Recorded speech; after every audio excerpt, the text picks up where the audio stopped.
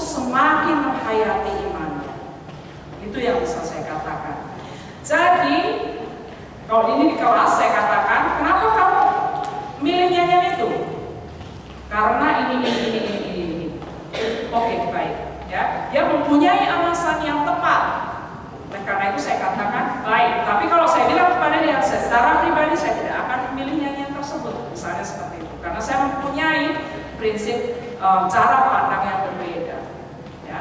Tapi orang tersebut dapat meyakinkan saya bahwa sesuai dengan tema bacaan Alkitab, sesuai dengan tahun gereja, ini tepat. Nyanyian ini misalnya, atau simbol ini tepat, atau ritus ini pantas dilakukan. Maka saya akan katakan oke. Dan apakah umat akan bisa lebih menghayati imannya? Nah, kalau dia bisa mengatakan ya, oke. Saya bilang gitu, ya. Ini satu prinsip lain. Jadi artinya, meskipun saya katakan dari sini bahwa masa 50 hari Paskah itu sebaiknya gereja tidak ada pengakuan dosa, gitu. Tapi kalau ada orang yang masih mengatakan kami perlu, ya udah monggo silakan, gitu ya, nggak masalah juga, ya. Nah, oleh karena itu selama masa Raya Paskah biasanya tidak ada gerakan berlutut. Kalau di gereja-gereja yang masih melakukan ada berlutut, tidak ada berlutut, karena berlutut itu menyimbolkan kerendahan diri. Ya. Nah, sekarang kamu sudah ditinggikan, karena itu gerakannya adalah berdiri seperti itu. Ya. Berbeda dengan masa Prapaskah. Masa Prapaskah adalah masa berlutut. Ya. Nah. Oke, baik. Sekarang kita lihat coba contoh-contoh. Jadi selama masa Paskah, alangkah baiknya apabila salam diawali dengan pernyataan kebangkitan Yesus. Kristus sudah bangkit. Haleluya. Halaman 5. Sekali lagi ya. Kristus sudah bangkit. Haleluya. Damai sejahtera Allah besertamu. Ya, misalnya seperti itu. Dan ini salam yang tradisional. Ya. Kristus sudah bangkit. Kalau dulu di gereja mula-mula masih belum bisa berteriak Kristus sudah bangkit, mereka menggambarkan misalnya iktus itu. Ya. Contoh doa pembuka, Allah yang hidup, pada waktu lampau para perempuan yang setia pada Yesus memberitakan kabar baik mengenai kebangkitan Yesus dan dunia diubah selamanya. Ajarlah kami untuk setia seperti mereka, sehingga kesaksian kami dapat tegas seperti kesaksian mereka. Cinta kami menjadi semakin dalam dan iman kami semakin teguh di hadapan. Saya seperti itu, ya. Nah, ini ada doa mohon pengasihan Allah. Jika pada saat-saat tertentu kami mengingkarimu, ampunilah kami ya Allah. Ketika risiko mencari murid-murid Yesus sangatlah menakutkan dan kami lebih memilih bersembunyi. Ya Allah, ketika kami melepaskan diri dari tanggung jawab. Ya Allah, ketika kami mendukung para penindas yang berkuasa dan memilih untuk membeli kebebasan dengan uang perak. Ya Allah, ketika ketakutan menyebabkan kami tidak menyaksikan kebenaran atau prasangka buruk menahan kami untuk mempercayai kebenaran. Ya Allah, dalam terang Paskah ya Allah, dosa kami menjadi tampak dan anugerahmu ini maksudnya, anugerahmu menjadi nyata.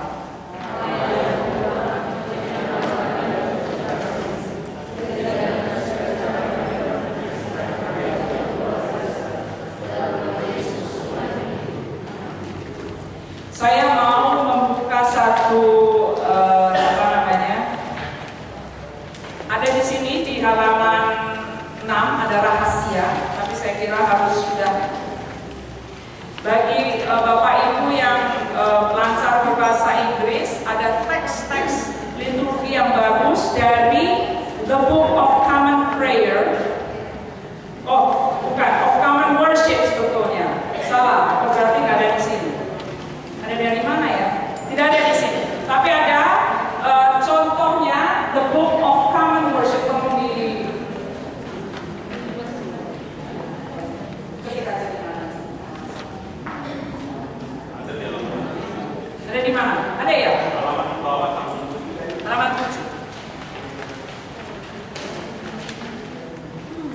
worship source book itu berbeda. Ya, itu kalau di halaman berapa?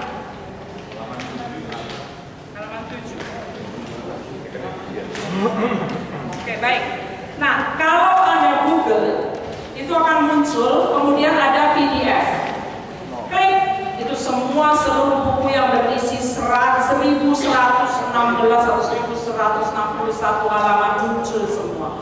Itu teksnya bagus-bagus. Buku itu terbitkan dari Gereja Presbyterian, berarti model-model kita lah ya, Calvinis itu di Amerika. Jadi resources yang baik sekali ya. Dan sebentar lagi saya yakin ini worship source book ini juga akan muncul di internet, bisa didapatkan secara gratis ya. Dari sini saya justru belajar tentang menulis teks itu ya. Jadi dalam ibadah bukan hanya khotbah yang penting, tapi setiap bagian mulai dari salam atau panggilan beribadah sampai nanti berkat itu sangat penting. Dan itu sebaiknya menunjukkan tema ibadah hari itu. Ya. Jadi jangan sampai bukan hanya nyanyian yang berbeda, tapi misalnya doanya berbeda dengan apa yang dikhotbahkan. Ya, bisa saja doa berbeda. Tapi alangkah baiknya kalau doa itu menunjang khotbah. Ya. Dan sebaliknya, khotbah menunjang doa. Nah, jadi pengalaman saya berkecimpung mempersiapkan ibadah pada pembuka rangkaian ibadah Dewan Gereja Sedunia ya, baru saja mereka mengadakan sidang, nggak ada khotbah setiap hari. Nah, refleksi atau perenungan akan ayat itu tergambar dari doa, dari salam, dari berkat. Ya, ini tidak ada khotbah, tidak ada renungan, karena cuma 10 menit, 30 menit, dan itu banyak sekali orang dari berbagai macam negara, bahasanya macam-macam. Ada orang yang sama sekali tidak mengerti bahasa Inggris, ada orang yang hanya bisa mengerti bahasa Prancis misalnya. Jadi kesulitan kalau ada khotbah, ya kan? Khotbah kan biasanya tidak bisa disiapkan sebelumnya. Akan merepotkan, harus menerjemahkan dalam 5 bahasa. Akibatnya renungan hari itu tergambar dalam doa-doa. Pekerjaan yang sulit dan dalam simbol, aksi simbolis. Nggak perlu lagi orang berkhotbah, tapi melihat dan dia sudah dapat tune in, gitu ya, dengan apa yang hendak disampaikan. Sulit memang, pekerjaan yang luar biasa akhirnya, karena kan lebih baik satu orang berkhotbah beres, ya. Ini tidak bisa seperti itu. Baik. Nah kemudian, ada yang menarik pada halaman 7 tentang saya tidak berani mengatakan pengakuan iman, ya. Tapi ada teks mengenai pernyataan iman tentang Paskah. Ya. Kita baca sama-sama ya.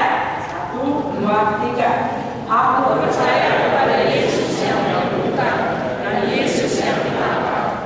Aku percaya kepada Yesus yang dianiaya dan Yesus yang tidak berbalas menganiaya. Aku percaya kepada Yesus yang dituduh sebagai pengkhianat dan Yesus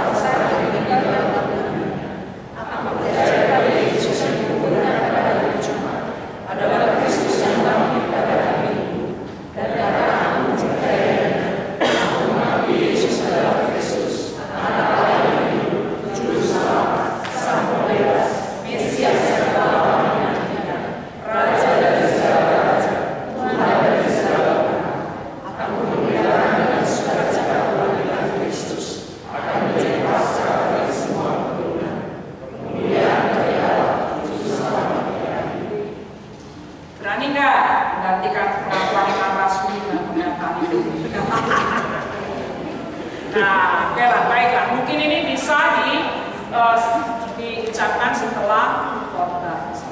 Saya percaya atau tidak? Jadi lembaga Zenning ya, misionaris yang bekerja mendirikan GKJ, saat pertama kali mereka mempunyai rencana untuk mengembangkan gereja ini, mereka menuliskan pada satu saat GKJ harus mempunyai pengakuan imannya sendiri. Bukan hanya pengakuan iman dari bapak-bapak gereja, tapi atau dari tradisi gereja, tapi mempunyai pengakuan iman sendiri yang sesuai dengan budaya Jawa. Begitu dikatakan. Ya, sampai sekarang sih belum ada. Ya, dan apakah akan ada? Tidak ada orang yang tahu. Ya. Tapi artinya dari mula-mula atau sudah lama orang mempunyai gereja mempunyai keyakinan dapat menuliskan pengakuan imannya sendiri. Ya. Dan ini ada doa syukur, doa persembahan, bisa dibaca sendiri, ya. Nah, tentang kenaikan,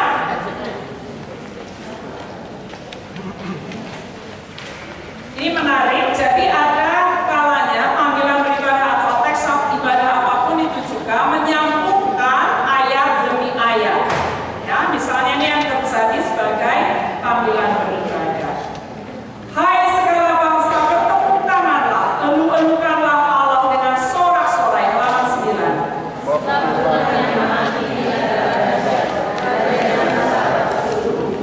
Tuhan adalah Raja, Ia berpakaian kemegahan. Tuhan berpakaian, berikat pinggang kekuatan. Karena kita sekarang mempunyai imam besar agung yang telah melintasi semua langit, yaitu Yesus, Anak Allah. Baiklah kita berteguh berpegang pada pengakuan iman kita.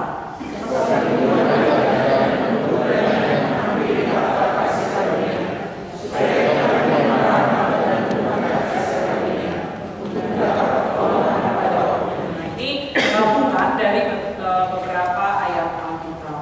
Ya. Jadi sebetulnya Alkitab kita itu sudah kaya juga dengan teks-teks liturgi. Bukan hanya Mazmur, tapi kitab-kitab lainnya juga. Ya. Nah, bahkan ada doa umat, itu doa syafaat, ya, yang singkat. Kristus yang telah naik ke sorga, betapa kami bersyukur karena Engkau akan tetap berdoa bagi kami. Meskipun sekarang Kau berada di sebelah kanan Allah, kami berdoa kepadamu yang adalah Tuhan dan bersamamu kepada Allah. Dikuduskanlah namamu, datanglah kerajaanmu. Jadi sebetulnya apa? Bapa kami, ya. Kiranya semua orang mendapatkan makanan untuk memelihara jiwa raganya. Kiranya umat berjalan dalam jalan pengampunan dan berteguh dalam saat pencobaan. Ya. Pengutusan, pergilah, jadikanlah semua bangsa murid Kristus dan ajarlah mereka melakukan segala sesuatu yang telah Ia perintahkan kepadamu, dan ketahuilah Kristus menyertai kamu senantiasa sampai kepada akhir zaman.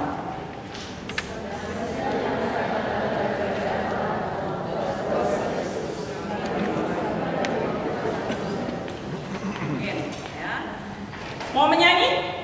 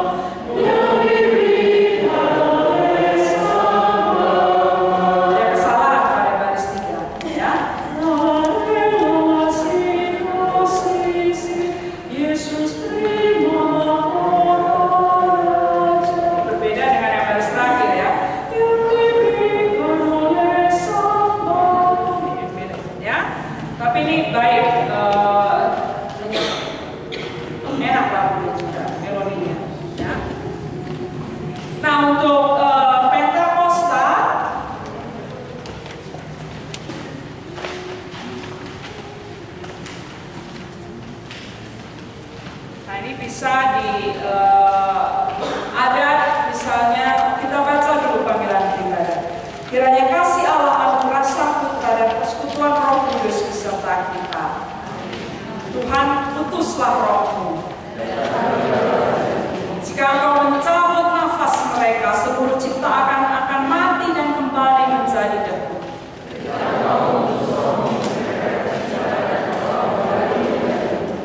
Kiranya kemuliaan Allah kekal selama-lamanya.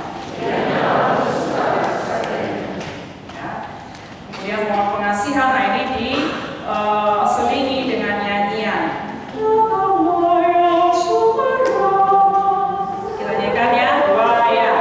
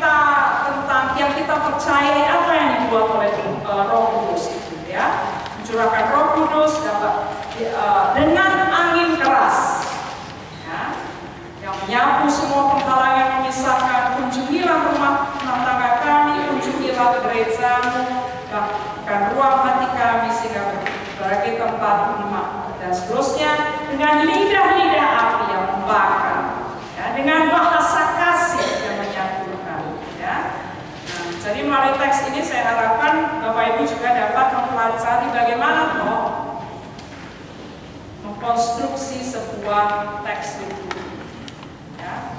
Jadi misalnya kalau yang tadi misalnya menggabungkan ayat-ayat Alkitab. Yang ini adalah berdasarkan sifat-sifat Roh Kudus yang kita lihat dari Alkitab itu saja, ya. Sifat Roh Kudus yang seperti misalnya api. Bagaimana sifat api itu membakar? Apa yang harus dibakar? Seperti itu, ya. Cara konstruksi teks. Dan masih banyak lainnya. Baik, sampai di sini apakah ada yang ingin berkomentar? Silakan. Apa datang pemuka aja atau gimana supaya apa ini pakai ini? Asal keras ya sehingga semua orang bisa dengar. Di dalam terjemahan itu kan ada beberapa lagu tentang dunia kudus. Jadi ada teks yang bilang datanglah dari kudus. Nah, secara teologis benar apa enggak? Benar apa enggak? Benar apa enggak? Dan itu boleh nggak termasuk di dalam lagu-lagu ya. Baik, terima kasih. Itu bukan hanya ada di Kidung Jemaat saja, tetapi ada di buku nyanyian manapun juga.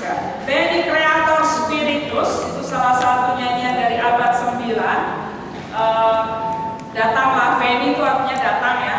Maka ada Feni Immanuel, datanglah Immanuel ya. Jadi memang inilah ya, kan kita juga bukan hanya Roh Kudus yang kita undang untuk datang. Datanglah ya Allah di tengah-tengah kami umatmu yang sudah berkumpul ini. Jadi di satu pihak kita meyakini sebetulnya bahwa Allah hadir bahkan sebelum kita menyatakan ya Allah hadirlah.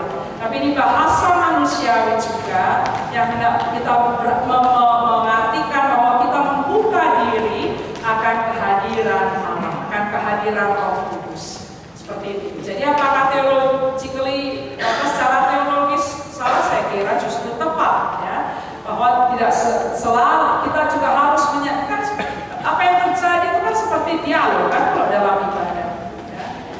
Jadi kita mengatakan kepada Allah sekarang saya membuka diri kepada kehadiran seperti itu kira-kira ya. Baik, ada lagi yang ingin berkomentar? Silakan.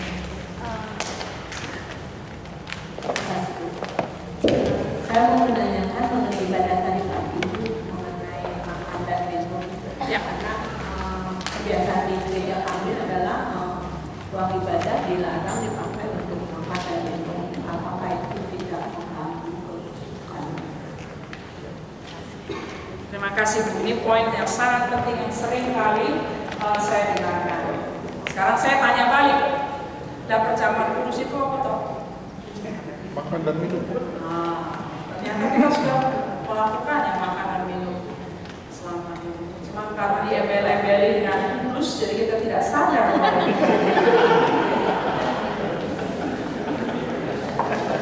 Atau justru karena terlalu kecil porsinya.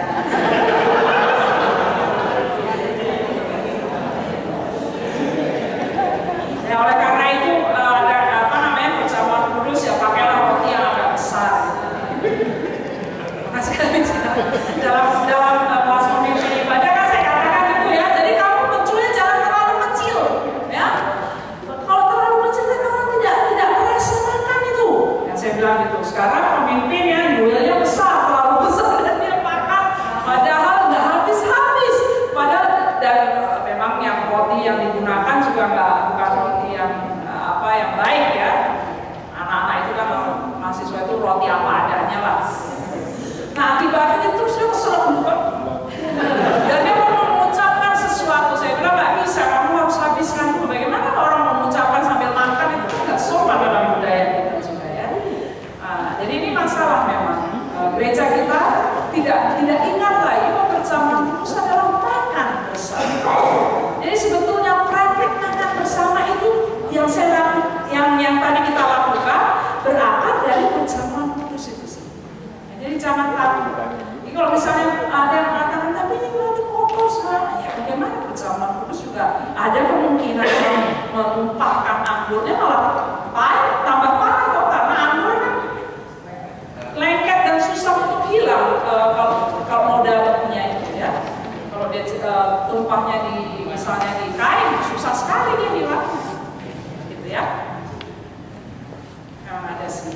Ya, dan makanya tadi saya katakan kalau bisa bungkusnya terus disimpan dulu misalnya. Jadi kita berikan tempat khusus supaya kita tidak kotor. Karena saya setuju sekali bahwa ruang ibadah juga jangan sampai kotor ya, nggak karu-karuan.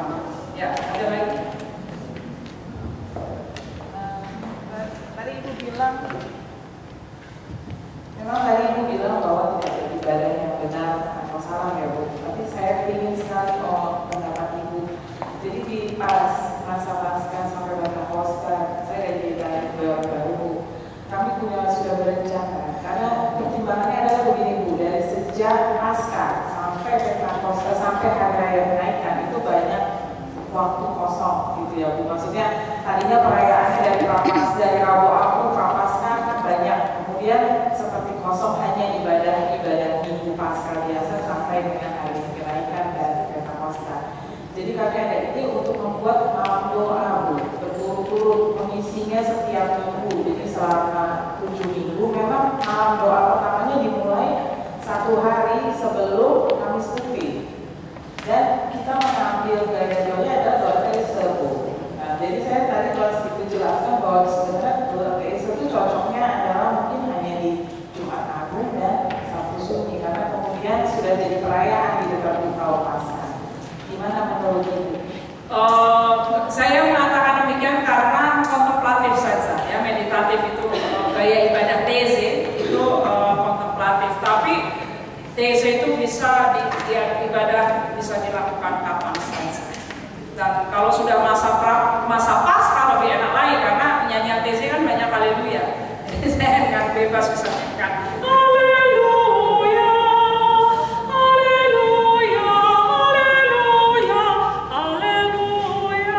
Saya ya doanya bisa kemudian didaraskan. Ya Tuhan, kami mengucap syukur atas kasih-Mu yang telah kami rasakan dengan kebangkitan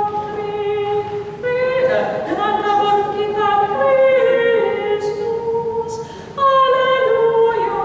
Misalnya seperti itu bisa. Nah, saya senang sekali masalah ini diangkat. Kalau Natal, berapa kali kita merayakan Natal? Natal sekolah minggu, Natal remaja, Natal lansia, Paskah.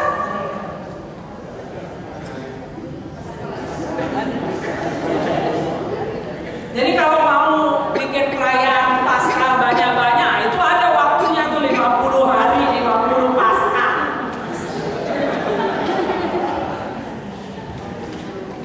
Ya, saya senang kalau ada perkumpulan, entah perkumpulan doa atau hanya menyanyi, makanya saya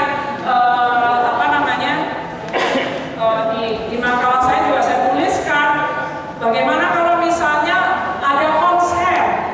Nah, kan suka kan ada gereja yang punya paduan suara baik, vokal group atau apalah kelompok musik. Bagaimana kalau setiap kelompok itu mengadakan konser selama 50 hari? Wah, mantap. Akhirnya capek deh. Nah, ya, akhirnya artinya bisa bergantian, ya. Talent show misalnya selama 50 hari, ya. Ada banyak kegiatan yang bisa dilakukan. Nah, seperti itu. Jadi saya sangat senang kalau ada gereja yang melakukan kegiatan selama cukup 1 minggu lah sekali, ya. Nggak perlu setiap hari 50 hari, 50 kali Paskah, ya. Nanti akhirnya kita seperti Natal dikomersilkan, ya. Adalah muncul kelinci-kelinci, tiba-tiba muncul telur tanpa ayam, komersialisasi. Ada lagi yang ingin berkomentar atau membagikan pengalaman bagaimana masa raya Paskah ini dilakukan di gereja Bapak Ibu? Saya kira pelajaran sangat berharga bagi kita semua. Silakan.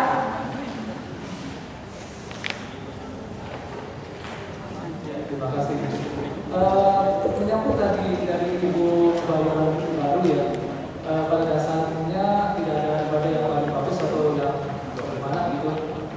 Nah ini tapi dengan perkembangan yang terkait ini mungkin saya masukkan ke Pentakosta saja. Yang mungkin ada berkaitannya.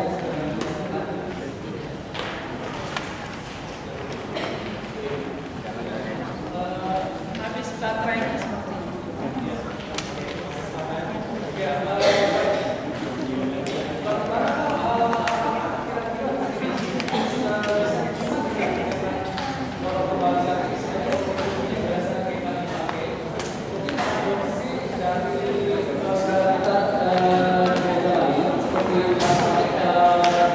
Misalnya di Pentakosta, mereka sih namanya Pentakosta gitu ya. Nah itu ada ruang kesaksian gitu ya, ada ruang kesaksian. Nah hanya saja mungkin ruang kesaksian ini dalam Pentakosta mungkin 2 atau 3 orang, 2 orang dibatasi waktu dan disortir diseleksi. Anggap saja itu seperti lagu pujian. Lagu pujian itu juga kan kita pada dasarnya juga tidak bisa membawakan lagu pujian yang di luar pengajaran. Ini sama saja ketika orang bersaksi di dalam kehidupan kita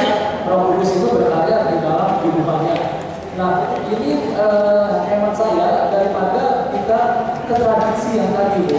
Ke tradisi Yahudi seperti panen raya gitu ya, menjadi satu simbol.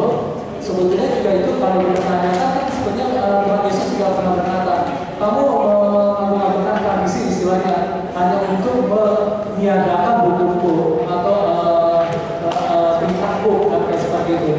Artinya Tuhan Yesus sendiri mengukur bangsa Yahudi bahwa mereka sangat menggunakan tradisi untuk mengabulkan atau untuk mengesahkan ajaran yang sudah Tuhan nyatakan. Ya, baik. Terima kasih. Nah, saya sebetulnya setuju dengan kesaksian itu. Yang menjadi masalah bagi saya adalah bagaimana cara orang menyampaikan kesaksian. Kadang-kadang kesaksian justru dijadikan momen untuk memuliakan diri sendiri atau memuliakan orang lain, ya, bukan memuliakan nama Allah. Jadi memang kalau ada kesaksian, kita harus menolong orang yang akan bersaksi itu untuk melakukannya sehingga nama Allah benar-benar dimuliakan, bukan nama pribadi. Ya, itu ada mungkin bisa ada caranya, saya tidak tahu bagaimana ya, tapi ada pakemnya kemungkinan yang harus diungkapkan kepada si penyaksi. Saya senang kalau ada kesaksian itu karena itu kan juga memperlihatkan bagaimana Roh Allah itu bekerja dalam kehidupan sehari-hari. Ya, nah bisa saja misalnya bukan hanya pas pada Minggu Pentakosta, tapi pada hari-hari sebelum Pentakosta ketika gereja berkumpul bersama untuk berdoa misalnya, itu bisa menjadi hari-hari atau minggu kesaksian. Why not? Ya, baik sekali. Nah, oke, baik. Bagaimana dengan teman-teman yang di bawah? Apakah sudah selesai? Bisa dicek? Ya, karena kita punya masih waktu 15 menit lagi. Apakah ada yang ingin berkomentar? Oh ada. Oh masih ada Pak ya? Oh ini di sini. Ya, saya takutkan teman-teman lainnya. Baik. Terima kasih. Selamat sore, saya Rolia dari GKI Serpong. Dari dalam pengalaman hidup saya sering mendengar di mana-mana gitu ya, ada lebih dari 5 kali ternyata berkata demikian. Seharusnya yang dirayakan secara spektakuler itu adalah perayaan 1 September Paskah, bukan ya saya nggak bilang bukan Natal gitu. Nah tapi ya dari tahun ke tahun sampai saya sekolah ini 29 tahun, rasanya switch yang kayak gitu nggak pernah bukan kayak sini sih ya Bu, tapi tetap aja ya heboh itu kalau perayaan Natal dibandingkan perayaan Paskah gitu. Memang kalau di gereja kami sudah ada sih perkembangannya banyak sekali, penuh lah kalau acara Paskah itu ritualnya penuh lengkap. Nah tapi kalau secara keseluruhan masih aja yang ditunggu tuh hari Natal. Mungkin hari Paskah bukannya di nomor 2, namun yang lebih menonjol Natal daripada Paskah. Terima kasih Bu. Ya, terima kasih. Nah ini berhubungan begini, perayaan Paskah itu dasar dari pemahaman Paskah itu kan sulit masuk akal itu ya. Akibatnya apa? Mal-mal tidak tertarik. Makanya tadi saya katakan Paskah itu memang khas Kristen. Oleh karena itu mal-mal nggak tertarik. Nah kenapa kok Natal itu menjadi begitu besar? Itu karena mal-mal tertarik. Bisnis, komersialisasi, dan itu yang akibatnya kita ikuti. Itu kalau dari secara sosial, ekonomis. Yang kedua memang berdasarkan tradisi gereja. Gereja Protestan mempunyai tradisi ini. Ini yang ada tertulis. Mungkin saudara Hizkia bisa menjelaskan lebih lanjut. Ini hasil temuannya. Ada misionaris dari NZV, ya, yang menuliskan bahwa yang penting kalau untuk yang gimana Ki? Coba tolong dijelaskan. Ini berpengaruh. Yang penting itu seperti hari Minggu gitu.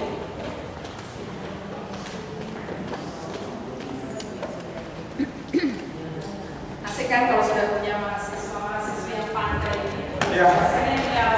Tolong jelaskan.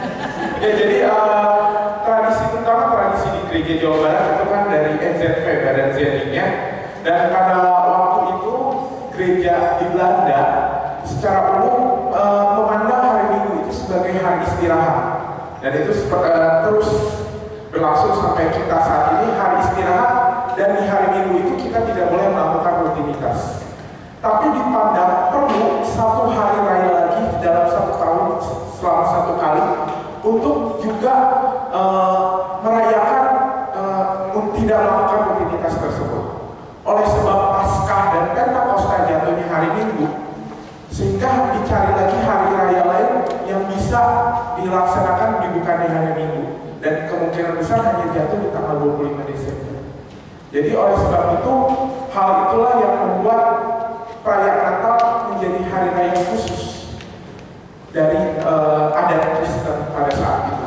Dan itu penyebaran ketika semenjak tahun 1800-an akhirnya diteruskan pada kita sampai saat ini. Sekali lagi, kita sudah merdeka dari penjajahan Belanda. Oleh karena itu bebas sekarang diri. Jadi bisa melihat bagaimana apa yang terjadi sekarang itu memang warisan sejarah. Ya.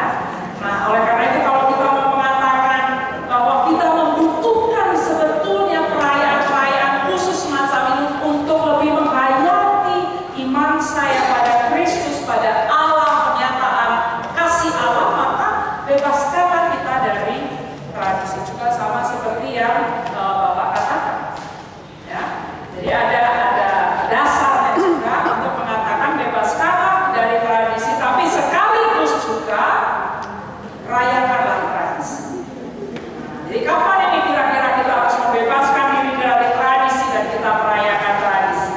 Ini yang percakapan yang harus terus-menerus kita lakukan sebagai gereja.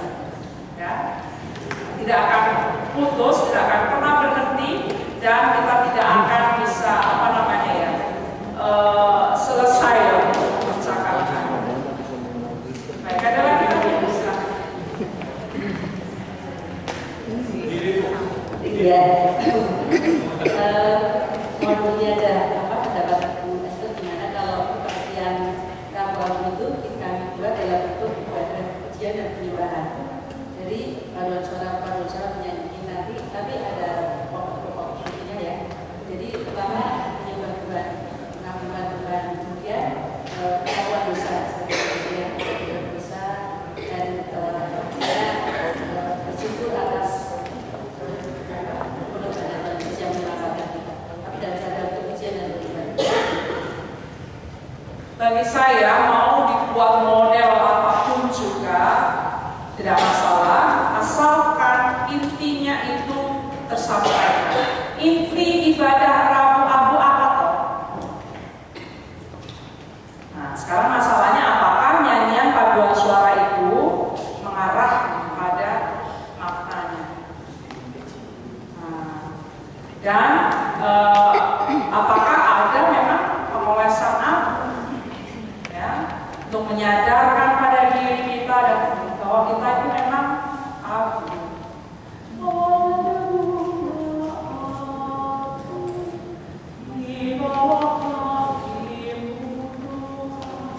Ada itu di fotokopian tadi ya, mungkin tadi belum dinyanyikan. Baik, ada lagi? Oh, masih ada? Baik. Saya cuma teknis aja Pak Bu, itu Minggu Paskah, kenapa kalau dulu kan Paskah gitu Pak Bu?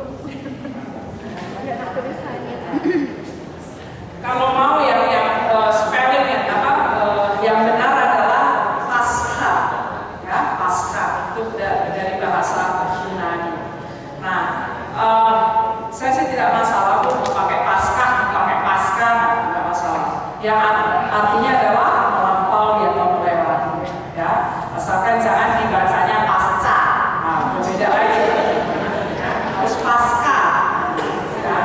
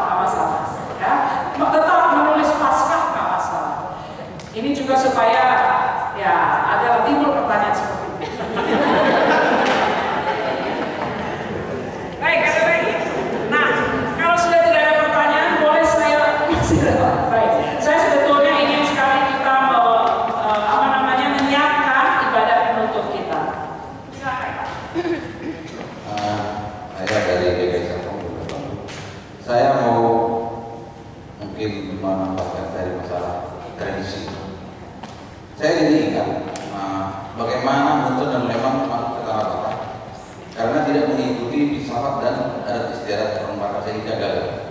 Namun Nomensen memakai falsafah Batak itu, tradisi itu dipergunakan sehingga dia sukses. Artinya, menurut saya juga setuju bahwa tradisi itu tidak bisa kita gunakan untuk menuju kemuliaan Tuhan. Makanya ada kabar kuning-kuningan Batak itu dan ornamen itu dipakai untuk melihat Tuhan. Walaupun itu pada dasarnya ada tidak untuk Tuhan. Terima kasih. Ya. Setuju. Horas. Ya. Baik. Terima kasih. Boleh kami dibantu ya untuk ibadah penutup itu sebetulnya adalah cuplikan sangat sedikit dari jalan salib. Ya. Kami ingin memperkenalkan ya supaya mungkin nanti bisa menjadi salah satu kegiatan menghadapi Paskah, yaitu masa Prapaskah ya.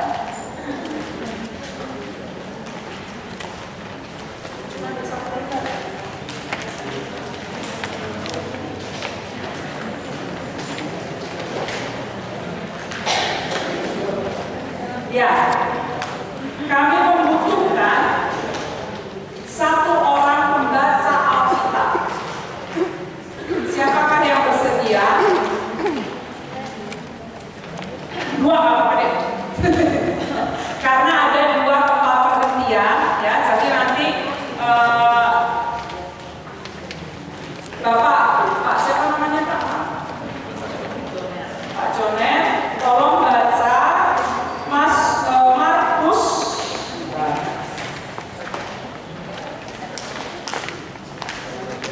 Ya. Markus 15 ayat 33 sampai 41 ya Pak. Kemudian Ibu nanti membaca dari Markus 15 ayat 42 sampai 47. Nah, yang akan kita lakukan adalah namanya juga jalan salib, berarti kita harus berjalan ya. Nah, tapi di tempat ini kita tidak bisa berjalan-jalan. Oleh karena itu nanti Bapak Ibu berdiri kalau masih mampu berdiri ya selama berlangsung, dan gerakannya hanya berdiri dan berlutut. Silakan kalau mau berlutut bisa, tapi kalau sudah tidak bisa tetap berdiri juga tidak masalah ya. Pengertian pertama nanti di sana. Jadi Bapak Jonet tolong nanti membacanya dari sana ya Pak, dari tempat situ. Pengertian kedua adalah di seputar kubur kosong ini ya, atau kubur ini lah ceritanya, kuburan itu ya. Nah itu nanti dari Ibu membaca dari sini ya. Kemudian kami membutuhkan seorang yang membacakan bagian P. Siapa kira-kira yang mau membaca bagian P? Pujo. Siapa Pak? Pak Wito? Ya. Kemudian ada yang membaca bagian R. Tapi cuma sedikit sekali ya R. Ya. Ada suara perempuan? Ya, silakan. Ya, baik. Nah, P dan R nanti harus mengikuti salib.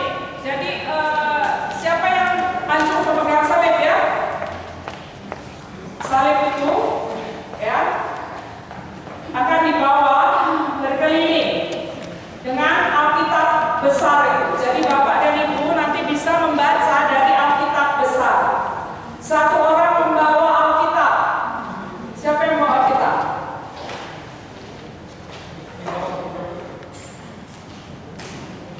Ya, dan nanti tahu ya bagaimana caranya membawa Alkitab.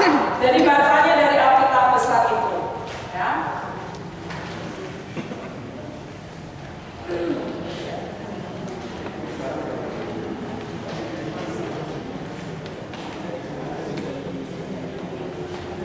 Ada satu nanti yang membawa lilin.